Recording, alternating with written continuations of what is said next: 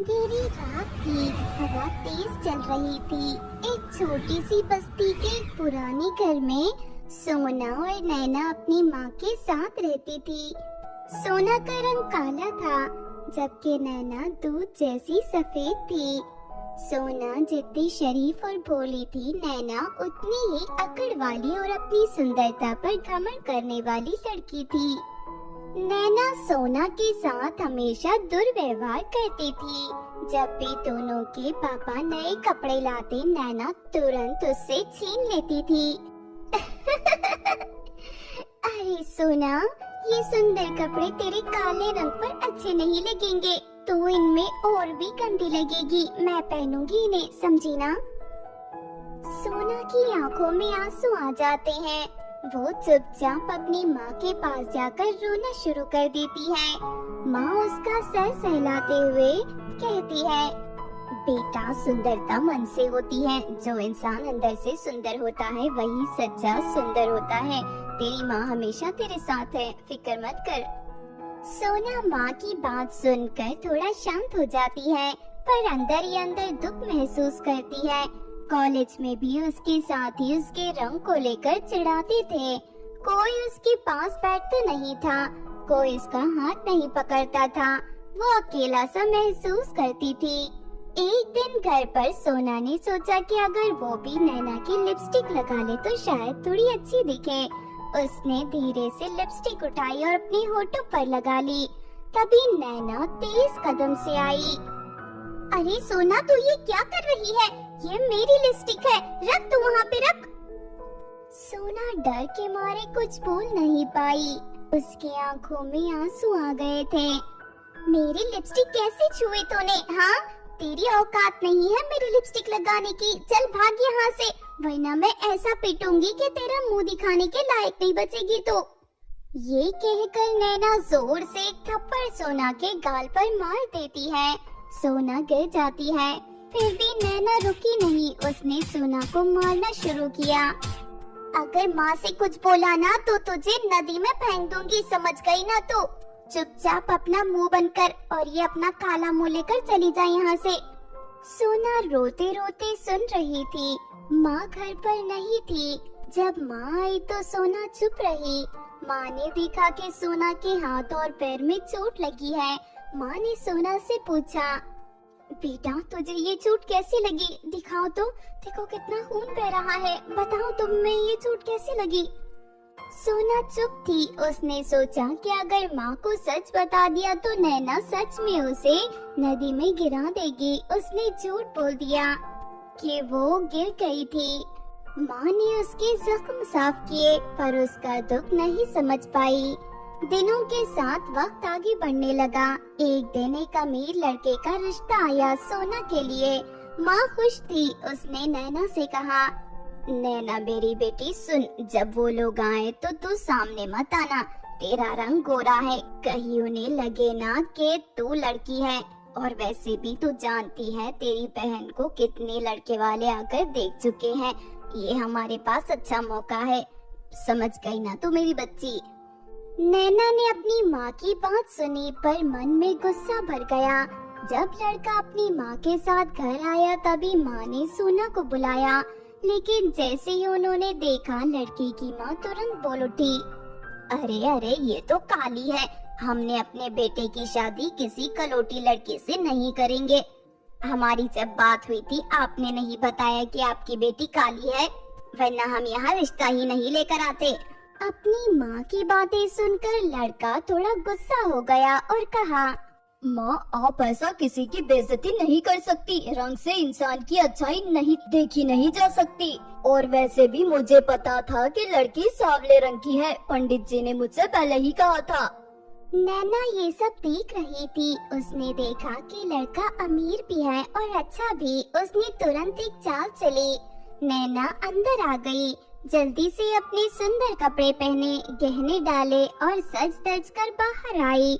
लड़के की माँ उसकी सुंदरता देखकर हैरान रह गई। अरे वाह, ये तो परी जैसी सुंदर है। ये हमारे बहू बनेगी। चौधरी जैसे चांद की तरह चमक रही है ये लड़की, और आप हमें ये काली कलोटी बैंगन रोटी को दिखा रही थी। उन्होंने तुरंत शादी फिक्स कर दी। माँ ये सब देखकर गुस्से में भर आई। तुझे शर्म नहीं आती? तेरी बहन का रिश्ता आया था, तूने ये सब क्यों किया? अब कौन करेगा तेरी बहन से शादी? माँ मैं इतनी सुंदर हूँ तो मुझे ही उस अमीर लड़के से शादी करनी चाहिए। सोना तो वैसे भी काली है, उसके लिए कोई और देख लेना। आपने देखा ना लड़के की माँ क्या कह रही थी? सोना की आंखों में आंसू भर आए। वो दौड़ती हुई घर से बाहर भाग गई। सोना बिना सोचे समझे दौड़ती चली गई। उसके दिल में बस एक ही दुख था, उसकी अपनी बहन ने उसे धोखा दिया। नैना की हर बात, हर बेइज्जती उसके मन में गूंज रही थी। मैं इतनी बुरी क्यों हूँ? भगवान ने मुझे इतना काला क्यों बनाया? क्या सच में सिर्फ सुंदरता ही सब कुछ होती है? बोलिए ना भगवान जी, बोलिए ना। वो जंगल के एक सुनसान रास्ते पर पहुँच गई। आंसू पोंछते पोंछते वो एक कुएं के पास पहुँच गई। रात का समय था, चांद की हल्की रोशनी पानी पर पड़ रही थी। वो दौड़ती हुई नीचे गिर गई और उसका पर्स कुएं में पड़ गया। वो धीरे से झुककर उसे उठाने लगी पर वो फिसल गई। उसका हाथ कुएं के अंदर लटक रहा था। उसने अपने आप को संभाला पर तब तक उसका पर्स पानी में गिर चुका था और अंदर चला गया था। अरे नहीं, ये पर्स तो मुझे माँ ने दिया था। अब मैं क्या करूं? इसे कैसे उठाऊं? वो अपनी पर्स को पानी से निकालने का प्रयास कर रही थी। तभी पानी में से एक अजीब सी लहर उठी। धीरे धीरे कुएं से एक रोशनी निकलने लगी और एक सुंदर परी सामने आई। सुंदरता सिर्फ रूप से नहीं होती, मन से भी होती है। बेटा, क्या ये तुम्हारी पर्स है? क्या यही पर्स है जो पानी में गिर गई थी तुम्हारी? परी के हाथ में एक सोने का चमकदार पर्स था। सोना हैरान थी। उसने मना कर दिया और कहा कि ये उसका पर्स नहीं है। नहीं नहीं परी जी, ये मेरा पर्स नहीं है, ये तो सोने का है। मेरा तो एक मामूली सा पर्स था जो मेरी माँ ने मुझे दिया था। फिर परी अंदर गई और उसने एक चांदी का पर्स लेकर ऊपर आई। बेटा, क्या ये पर्स तुम्हारा है? क्या ये वही पर्स है जो पानी में गिर गया था? सोना ने फिर से मना कर दिया और ये कहा कि ये उसका पर्स नहीं है, उसका तो एक मामूली सा पर्स है। नहीं नहीं, ये भी मेरा पर्स नहीं है। बता रही हूँ ना, मेरा मामूली सा पर्स है, ये तो चांदी का है। तभी परी ने एक तीसरा पर्स निकाला जो सोना का असली पर्स था। वही उसका पर्स जो नीचे पानी में गिर गया था। बेटा, क्या यही है तुम्हारी पर्स जो पानी में गिर गई थी? सोना के चेहरे पर एक हल्की सी मुस्कान आई और उसने अपना पर्स परी से मांग लिया और उसका धन्यवाद किया। परी मुस्कुराई और कहा, बेटा, जो इंसान सच्चाई और ईमानदारी से जीते हैं उसे एक दिन वरदान मिलता है। तुझे भी एक वरदान मिलेगा। बता तू क्या चाहती है, क्योंकि तू ईमानदार है, लालची नहीं है। सोना एक पल के लिए सोचने लगी। उसके मन में बस एक ही इच्छा थी, सुंदर बनना। उसने झुककर कहा, मैं परी जी, मैं सुंदर बनना चाहती हूँ। इस दुनिया में लोग सुंदरता को ही महत्व देते हैं। परी ने अपने हाथ को हवा में घुमाया और एक चमकदार रोशनी सोना के ऊपर छोड़ दी। फिर उसने अपने लंबे हाथ बढ़ाए, सोना को बाहों में उठाया और कुएं के पानी में गहरी डुबकी लगाई। एक पल के लिए सब कुछ अंधेरा हो गया। जब सोना फिर से पानी के ऊपर आई, उसका पूरा शरीर चमक रहा था। उसका रंग दूध जैसा गोरा हो गया था। आंखें और भी गहरी और सुंदर हो गई थी। बाल रात की तरह काले और लंबे हो गए थे। उसका रूप एक परी जैसा लग रहा था। सोना अपने हाथ देखती है। ये सच है, मैं सुंदर हो गई। देखो तो मेरे हाथ कैसे चमक रहे हैं। आपका शुक्रिया परी जी, आपका शुक्रिया। बेटा, ये तो सिर्फ तेरा बाहर का रूप है। तू पहले भी सुंदर थी, बस दुनिया देख नहीं पाई। सोना ने परी का धन्यवाद किया और खुशी खुशी घर की तरफ भाग गई। सोना नए रूप में घर की तरफ दौड़ रही थी। उसका मन एक अजीब सी खुशी और उत्साह से भर गया था। उसने अपनी जिंदगी में पहली बार इतना हल्का महसूस किया। उसका रूप नया, सिर्फ उसके शरीर तक सीमित नहीं था, उसके अंदर एक नया विश्वास का जन्म हुआ था। अब वो दुनिया का सामना करने के लिए तैयार थी। जैसे ही वो अपनी बस्ती में पहुंची, सब लोग उसकी तरफ देखने लगे। कोई उसे पहचान नहीं पा रहा था। छोटी बच्चियां उसकी सुंदरता देखकर एक दूसरे से बातें करने लगी। औरतें उसकी तरफ हैरानी से देख रही थी। अरे ये कौन है? ये तो किसी राजा की बेटी जैसी लग रही है, बिल्कुल राजकुमारी की तरह। हाँ, लेकिन इसके कपड़े तो बिल्कुल सोना जैसे लग रहे हैं। ऐसे कपड़े तो सोना पहनती है ना? अरे नहीं, सोना तो काली थी। ये तो कोई और होगी। देखो तो कितनी सुंदर है, और देखो उसकी बदन से कैसी चमकदार रोशनी निकल रही है। सोना चुपचाप घर की तरफ बढ़ गई। जैसे ही उसने दरवाजा खोला, उसकी माँ और नैना उसे देखकर दंग रह गए। ये कौन है? माँ, आप मुझे पहचान नहीं पाई? मैं हूँ आपकी बेटी सोना। माँ के हाथों से कांच का बर्तन नीचे गिर गया। उसकी आंखों में आंसू का दरिया उमड़ पड़ा। सोना, मेरी बच्ची, ये कैसे हो गया? तू इतनी सुंदर कैसे हो गई? मेरी बच्ची कैसे हो गई? सोना माँ के गले लग गई। माँ की आंखों से बहते आंसू में हर दुख पिघल रहा था जो उन्होंने सालों से देखा था। लेकिन नैना का गुस्सा उसके पिघलते आंसू से भी बढ़ रहा था। नैना अपनी बहन को जलन भरी नजरों से देख रही थी। ये तो जादू है, ये कैसे हो सकता है? तो वो एक ही दिन में इतनी सुंदर कैसे हो गई? कोई ना कोई राज है, मुझे बता, चल जल्दी बता।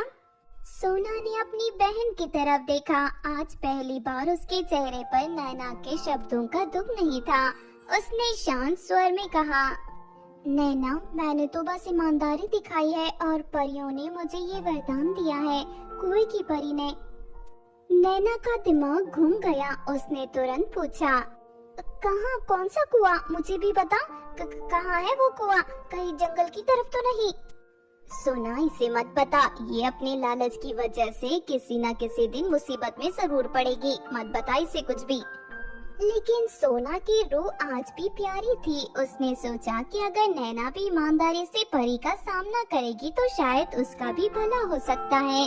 सोना ने धीरे से कहा, जंगल के बीच एक कुआं है, परी वहाँ आती है और सिर्फ सच्चे इंसान को वरदान देती है। तुम भी सच्चाई और ईमानदारी दिखाना। नैना ने ये सुना और बिना सोचे समझे वहाँ भाग गई। उसके मन में बस एक ही बात चल रही थी, अब वो सोना से भी ज्यादा सुंदर बनेगी। रात का समय हो चुका था। जंगल का माहौल डरावना लग रहा था, लेकिन नैना को सिर्फ एक ही चीज दिख रही थी, परियों का जादुई कुआं। जैसे ही वो कुएं के पास पहुंची, उसने अपना पर्स जानबूझकर कुएं में डाल दिया, फिर हाथ जोड़कर इंतजार करने लगी। थोड़ी देर बाद वहाँ परी पानी से बाहर आई। उसके हाथ में एक सोने का पर्स था। बेटा, क्या ये पर्स तुम्हारा है? क्या ये पर्स वही है जो तुम्हारा पानी में गिर गया था इस कुएं में? सोने का पर्स देखकर नैना की आंखें चमक गई। उसने खुशी से अपना सर हिला दिया। सोने का पर्स? हाँ, ये मेरा ही पर्स है, ये मेरा है। नैना की बातें सुनकर परी थोड़ा गुस्सा हो गई, लेकिन फिर भी उसने एक और पर्स दिखाया जो चांदी का था। बेटा, क्या ये चांदी का पर्स भी तुम्हारा है? हाँ, ये सोने चांदी के दोनों पर्स मेरे हैं, मेरे से ही पानी में गिर गए थे। जैसे ही उसने ये कहा, परी की मुस्कुराहट एकदम से खत्म हो गई। उसका रूप बदलने लगा। उसके सफेद पंख काले होने लगे। उसका चेहरा एक भयानक चुड़ैल का रूप ले चुका था। नैना की आंखों में डर साफ दिख रहा था। नैना घबरा गई थी। ये क्या हो रहा है? कौन हो तुम? कहाँ गई परी? मैं वही हूँ जो सच्चों को वरदान देती हूँ और लालची को सजा। तू झूठी है, तुझे झूठ बोलने की सजा मिलेगी, सजा।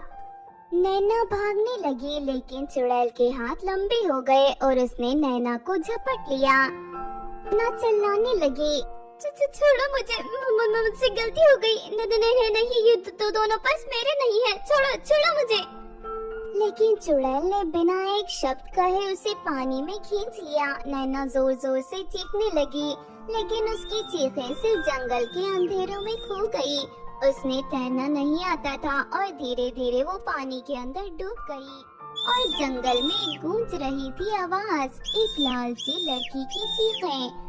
2 दिन बाद बस्ती में चर्चा हो रही थी कि नैना जंगल में गई थी और वापस नहीं आई। माँ परेशान थी, लेकिन अंदर ही अंदर उसके मन में एक दुख नहीं था। बेटा, जो अपनी ही बहन के साथ नाइंसाफी करे उसका अच्छा कैसे हो सकता है? मैंने तुझसे कहा था कि उसे मत बताना, उसका लालच उसे ले डूबा शायद। तभी एक कार बस्ती में आई। वही अमीर लड़का अपनी माँ के साथ घर आया। उसकी माँ हैरान थी। ये तो वही लड़की है जो काली थी। ये इतनी सुंदर कैसे हो गई? लेकिन लड़का चुप रहा। उसने माँ की तरफ देखा और कह दिया, माँ, मैंने कहा था ना, सुंदरता मन से होती है। इस लड़की का दिल अच्छा है और मुझे सिर्फ इसका दिल चाहिए। मुझे इसके रंग रूप से कोई वास्ता नहीं। मैं शादी करूँगा तो इसी से करूँगा, समझ गई ना आप? लड़के की माँ ने कुछ नहीं कहा। लड़का सोना की तरफ देखकर कहने लगा, मुझे नहीं पता कि तुम फिर से गोरी कैसे हो गई। मुझे तुम्हारा काला रंग भी पसंद था। क्या तुम मुझसे शादी करोगी? मैं तुम्हें हमेशा खुश रखूंगा। मैं तुम्हारे रंग रूप को नहीं देखूंगा। सोना की आंखों में आंसू आ गए। पहली बार किसी ने उसे सिर्फ रूप से नहीं बल्कि उसके मन से देखा था। सोना ने अपनी माँ की तरफ देखा और हाँ में सर हिला दिया। हाँ, मैं तैयार हूँ आपसे शादी करने के लिए। सब लोग ताली बजाने लगे। माँ की आंखों से खुशी के आंसू बह गए और फिर शादी हो गई। सोना और लड़का दोनों खुशी खुशी जीने लगे। सोना ने समझ लिया कि सुंदरता सिर्फ बाहर की नहीं होती, अंदर की भी होती है, और जो अंदर से सुंदर होते हैं उनका जीवन सच में सुंदर होता है।